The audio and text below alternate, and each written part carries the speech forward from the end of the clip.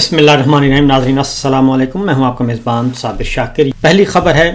अमन जरगा। आज खैबर पख्तूनख्वा में खैबर के मुकाम पे अमन जरगे का इनेकाद किया गया। ये अवामी अमन जरगा था। सुहेल आफरीदी साहब, मीना आफरीदी, शफ़ी जान और दीगर रहनुमा जो हैं उन्होंने खिताब किया और इसमें 3-4 बातें बहुत ही इम्पॉर्टेंट हैं। सबसे पहले तो ये कि DGISPR के उन तमाम सवालों का जवाब दिया गया जो उन्होंने प्रेस कॉन्फ्रेंस में इल्ज़ामात की सूरत में लगाए थे। और अमन जरगे ने 2-3 बड़े फैसले भी किए हैं, उन फैसलों से भी आगाह करेंगे। लेकिन सुहेल आफरीदी साहब ने और दीगर मुकर्ररीन ने जो वहाँ पे सवालात उठाए और फिर उनके जवाबात भी मांगे DGISPR से, वो बहुत इम्पॉर्टेंट हैं। और वो ये कि सबसे पहले तो उन्होंने कहा कि ये मत पूछा जाए कि जनाब ये दहशत गर्द जो हैं वो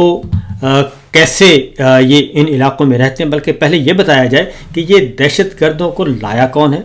और 50 चेक पोस्टें हैं जो कि हमारे घरों तक पहुंचने से पहले अबूर करना पड़ती हैं। और ये 50 की 50 चेक पोस्टें, 50 की 50 चौकियाँ सिक्योरिटी फोर्सेस के पास हैं। और ये अफ़गान बॉर्डर क्रॉस करके कैसे आते हैं और उसके बाद फिर ये सारे का सारा सफ़र तय करके कैसे खैबर पख्तूनख्वा के सेटल्ड एरियाज़ में आते हैं और आके फिर न सिर्फ ये कि खैबर पख्तूनख्वा के अवाम को गन पॉइंट पे तंग करते हैं, बल्कि उन्होंने कहा कि अगर उनकी बात ना माने तो वो गन तानते हैं और वो मारते हैं दहशतगर्द। और अगर दहशतगर्दों की बात ना माने और अगर दहशतगर्द हमारे पास उन इलाकों में कंट्रोल हासिल करने की कोशिश करते हैं तो फिर सिक्योरिटी फोर्सेस मारते हैं। और हर दो तरफ से मरते कबायली अवाम ही हैं, खैबर पख्तूनख्वा के अवाम हैं, हमारी माएँ बहनें बेटियाँ ये सब होती हैं जी, बेतौकी होती हैं और हमारा ही खून जो जाता है। तो ये बड़े वैलिड क्वेश्चन थे जो कि आज सुहेल आफरीदी साहब ने उठाए। लेकिन सबसे पहले जो इम्पोर्टेंट बात है उसमें कुछ फैसले भी किए गए, क्योंकि DGISPR जो हैं वो मुसलसल एक माहौल बनाने की कोशिश कर रहे थे और उस माहौल की वजह से उन्होंने एक यकतरफा किस्म का बयानिया बना रहे थे। लेकिन अब ज़रा थोड़ा सा माहौल मुख्तलिफ है। एक तरफ बलूचिस्तान में अभी तक 24-48 घंटे गुजर चुके हैं, लेकिन DGISPR ने अभी तक कोई प्रेस कॉन्फ्रेंस नहीं की। उस तरफ भी आता हूँ, लेकिन पहले ज़रा खैबर अमन जरगे के 3 फैसले जो हैं वो किए गए हैं। नंबर 1 ये कि उन्होंने कहा है कि हमें जबरी तौर पर अपने घरों से बेदखल किया गया, लिहाजा वफाकी हुकूमत और जिसने हमारी कुर्बानी का मजाक बनाया है वो मुआफ़ी मांगकर अपने अल्फाज वापस लें। और दूसरा ये कि बार बार अपने घरों से बेदखली बंद कमरों के फैसलों का नतीजा है। इस दफ़ा हमारा रुख पुरअमन तौर पर इस्लामाबाद की तरफ होगा और हम रियासत पर काबिज लोगों से पुरअमन तरीके से जीने का हक मांगेंगे। और पहले मरहले पर खैबर अमन जरगे के फैसले तमाम कबायली अजला में जरगों के सामने रखे जाएंगे और उनका मशवरा भी लिया जाएगा और भरपूर तरीके से फिर पूरे खैबर पख्तूनख्वा के पख्तून का कौमी जरगा बुलाया जाएगा, जिसमें आखिरी फैसला होगा कि पख्तून कौम अब मज़ीद बंद कमरों के फैसले कबूल नहीं करेंगे और रियासत पाकिस्तान पर काबिज माइंड सेट को इससे आगाह करेगी। लिहाजा दमादम मस्तकलंदर का ऐलान उन्होंने किया है। और दूसरी जानिब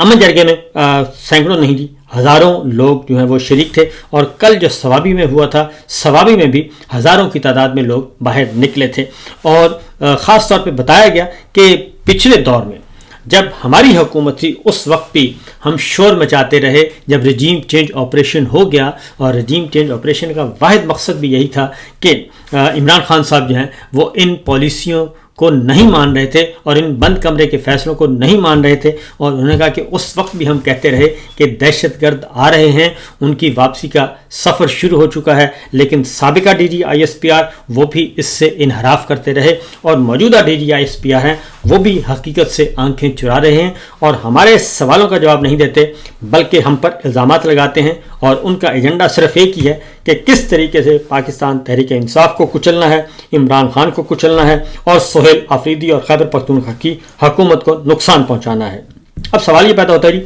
अब ज़रा थोड़ा सा इसी से बात को आगे बढ़ाते हैं, बलूचिस्तान चलते हैं। बलूचिस्तान में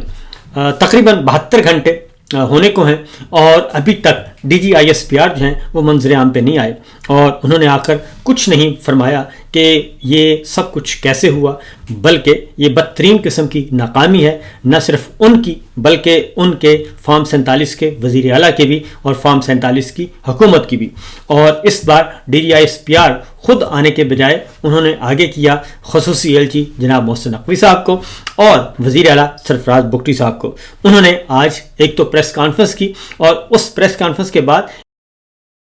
ایک انہوں نے ویڈیو بیان جاری کیا۔ وہ ویڈیو بیان بڑا دلچسپ ہے، جس میں وہ سرفراز محسن نقوی صاحب جو ہیں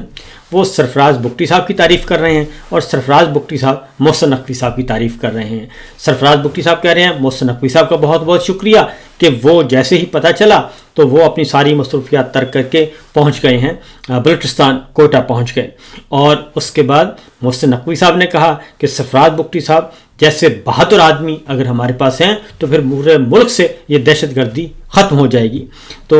سوال یہ پیدا ہوتا ہے کہ سرفراز بگٹی صاحب تو آپ کے پاس تقریباً پچھلے 20 سال سے ہیں، اور 20 سال سے آپ کے پاس سرفراز بگٹی ہیں، اور پہلے وہ وزیر داخلہ تھے، پہلے وہ وزیر داخلہ بلوچستان تھے، پھر وہ وزیر داخلہ نگراں حکومت وفاقی بنے، پھر واپس جا کے وزیر اعلیٰ بن گئے۔ تو کیا وجہ ہے کہ 15-20 سالوں میں سے آپ کے پاس ہیں لیکن ابھی تک دہشت گردی جو ہے وہ ختم نہیں ہو سکی؟ تو لہٰذا بات صرف اتنی ہے جی کہ وہ بچپن میں ہم ایک سبق پڑھتے تھے، ایک چھوٹی سی نظم کہ چنا منا دو چوزے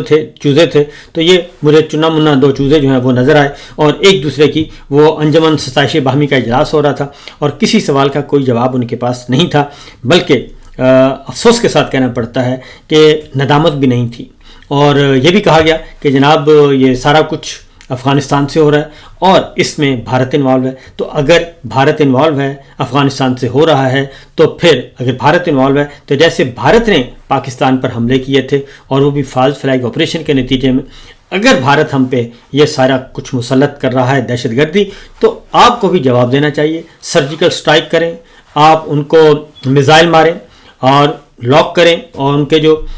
ہائیڈ آؤٹس ہیں ان پہ وہاں پہ حملے کرنے چاہیے پاکستان کو، اور اس کے نتیجے میں خود بخود ہی وہ ٹھیک ہو جائیں گے، ہوش ان کے ٹھکانے آ جائے گا۔ لیکن یہ الزام لگانا، اور اس کے بعد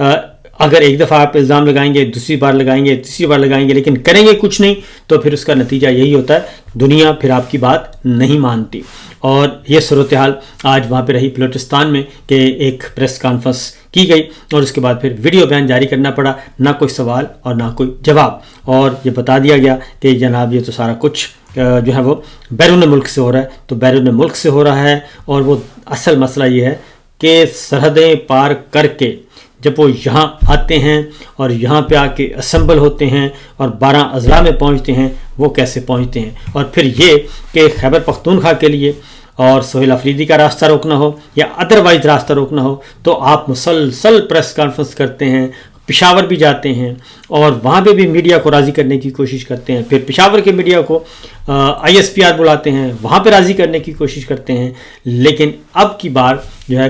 پچھلے ہی دنوں آپ نے بہت زیادہ تعریف کی تھی سرفراز بگٹی صاحب کی، بلوچستان کی حکومت کی، اور اس کا نتیجہ یہ نکل آیا ہے۔ اور اس کے بعد بلکہ آپ نے یہ بھی کہا تھا DGISPR نے کہ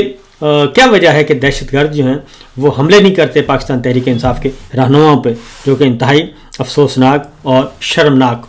جو تھا ایک پہلو تھا۔ اب ذرا آتے ہیں جی اگلے معاملے کی طرف، کیونکہ 8 فروری کی کال ہے، شٹر ڈاؤن ہے، پہیا جام ہے، اور اس کے لیے بھرپور قسم کی تیاریاں کی جا رہی ہیں، اور ساتھ ہی ایک بھرپور قسم کا کریک ڈاؤن بھی شروع کر دیا گیا ہے، اور اس میں پیپلز پارٹی سندھ حکومت میں بھرپور طریقے سے بڑھ چڑھ کر آ رہی ہے، اور پنجاب میں مریم سرکار جو ہے وہ بڑھ کر آ رہی ہے، لسٹیں بنائی جا رہی ہیں، لوگوں کو اٹھایا جا رہا ہے، گھروں پہ چھاپے مارے جا رہے ہیں، اور تحریک انصاف کی 8 فروری کی کال پیپلز پارٹی نے 3 MPO کے تحت تحریک انصاف کے 180 کے قریب عہدیداران اور کارکنان کو 1 ماہ کے لیے نظر بندی کے احکامات جاری کر دیے ہیں۔ یہ ہے پاکستان پیپلز پارٹی، یعنی 180 جو عہدیداران تھے پاکستان تحریک انصاف کے سندھ میں، ان کو کر دیا ہے نظر بند 1 ماہ کے لیے، 30 دن کے لیے۔ اور آپ کو اندازہ ہو جانا چاہیے کہ پاکستان پیپلز پارٹی کس حد تک جو ہے وہ اس سسٹم کا حصہ ہے، اس جعلی نظام کا۔ اس کے بعد اگلی ہے جی، یہی کام پنجاب میں کر دیا گیا ہے، اور پنجاب میں تقریباً پنجاب میں بھی کریک ڈاؤن شروع کر دیا گیا ہے، اور اب تک 20 نہیں سینکڑوں گرفتاریاں عمل میں آ چکی ہیں پنجاب میں، اور جو ڈیٹیلز ہمارے پاس سامنے آئی ہیں، اب تک جی 170 کے قریب جو ہیں وہ لوگ گرفتار ہو چکے ہیں صرف سندھ میں، اور پنجاب اس کے علاوہ ہے۔ اور اس کے بعد انسانی حقوق کی تنظیموں نے ان ساری گرفتاریوں کی مذمت کی ہے، اور بتایا ہے کہ یہ مارشل لائی دور میں جو بدنام زمانہ MPO کا قانون ہے، اس کے تحت یہ سب کچھ نقص امن، اندیشہ نقص امن کے تحت ان کو گرفتار کیا جاتا ہے، اور ایک ماہ کے لیے نظر بند کیا جا رہا ہے۔ تو یہ صورتحال پیپلز پارٹی اور مسلم لیگ نواز دونوں کی طرف سے ہو رہی ہے، اور تمام کے تمام آن بورڈ ہیں اس معاملے میں کہ کسی قسم کا کوئی رسک لینے کے لیے تیار نہیں ہے۔ ایک اور خبر ہے جناب، وہ ہمارے پاس، اور وہ ہے پاکستان کی صورتحال کیا ہے۔ اصل مسئلہ پاکستان کی صورتحال انتہائی مخدوش ہے معاشی اعتبار سے بھی، کیونکہ میرے سامنے یہ ڈیٹیلز موجود ہیں، اور پاکستان کی اکانومی کے حوالے سے وزارت خزانہ کی رپورٹ ہے، اور وزارت خزانہ نے یہ رپورٹ پارلیمنٹ ہاؤس میں جمع کروائی ہے، اور جس میں انہوں نے کہا کہ جس سرکاری قرضہ جات پالیسی رپورٹ میں یہ تسلیم کیا ہے کہ پاکستان کا کل عوامی قرض 80 کھرب روپے تک پہنچ چکا ہے، 80 کھرب روپے تک پہنچ چکا ہے، یعنی کہ 80,000 ارب، جو پچھلے سال کے مقابلے میں 13% مزید اس میں اضافہ ہو گیا ہے، اور عوامی قرض ملکی پیداوار کے تناسب سے 70% تک جا پہنچا ہے، جبکہ قانونی طور پر حد صرف 56% ہونی چاہیے، یعنی کہ ریڈ لائن سے کراس کر چکا ہے، اور اس طرح عوامی قرض قانونی حد سے 16.8 کھرب روپے یا 14% کے برابر تجاوز کر چکا ہے، جو مالیاتی نظم و ضبط کی کھلی خلاف ورزی اور حکومت کی ناقص معاشی پالیسی کا منہ بولتا ثبوت ہے۔ اس کے ساتھ ساتھ جی وزارت خزانہ کی رپورٹ میں واضح کیا گیا ہے کہ بڑھتے ہوئے قرض نے وفاقی بجٹ کا تقریباً 50% حصہ سود کی ادائیگی میں جکڑ لیا ہے، جسے تعلیم، صحت، روزگار، ترقیاتی منصوبوں کے لیے وسائل ختم ہو گئے ہیں، اور اس دوران ٹیکس وصولی کے اہداف بھی ناکام رہے ہیں، اور رواں مالی سال کے ابتدائی 7 ماہ میں ٹیکس آمدن جو ہے وہ 7 کھرب روپے رہی، جو نظر ثانی شدہ ہدف سے 347 ارب روپے کی خطرناک سطح تک کم ہے۔ سالانہ بنیاد پر ٹیکس آمدن 10.5% اضافہ ہوا ہے، جو مقررہ ہدف حاصل کرنے کے مطلوبہ شرح کا آدھا حصہ بھی نہیں ہے۔ یہ صورتحال ہے پاکستان کی اکانومی کی، قرض، مہنگائی اور بے روزگاری بڑھ رہی ہے۔ یہ ایک مفصل رپورٹ ہے جو کہ ہماری اپوزیشن کی کسی کی نہیں ہے، کسی صحافی کی نہیں ہے، بلکہ وزارت خزانہ کی رپورٹ ہے اور اسٹیٹ بینک کی رپورٹ ہے، اور ان کے اپنے جو قومی مالیاتی ادارے ہیں، سرکاری مالیاتی ادارے، انہوں نے یہ خبردار کیا ہے کہ آپ کا قرض خطرناک حد تک بڑھ رہا ہے، جس کی وجہ سے ٹوٹل جو آمدنی ہے آپ کی، اس کا 50% حصہ جو ہے وہ صرف سود کی ادائیگیوں میں خرچ ہو رہا ہے، اور جس کی وجہ سے نہ تعلیم پہ خرچ ہو رہا ہے، نہ صحت پہ، نہ فلاحی کاموں پہ، اور نہ ہی کسی اور مقصد کے لیے۔ غربت، مہنگائی، بے روزگاری بڑھ رہی ہے۔ تو جناب، نہ بلوچستان میں آپ کامیاب، نہ ہی آپ سندھ میں کامیاب، نہ ہی آپ خیبر پختونخوا میں کامیاب، اور نہ ہی پنجاب میں کامیاب، تو پھر آپ کامیاب ہیں کہاں؟ تو بہتر ہے کہ آپ اس سارے سسٹم کو خدا حافظ کہیں، اور اپنے اپنے گھروں کو جائیں، اور اس کے لیے اہل افراد کو آگے آنے دیں جو اپنا فرض صحیح طور پہ ادا کر سکیں۔ تو اب تک کے لیے جناب اتنا ہی، باقی خبریں انشاءاللہ اگلے ولاگ میں۔ فی الوقت دیجیے اجازت، اللہ حافظ۔ لیکن جاتے جاتے ایک اور خبر بھی دیتے چلیں کہ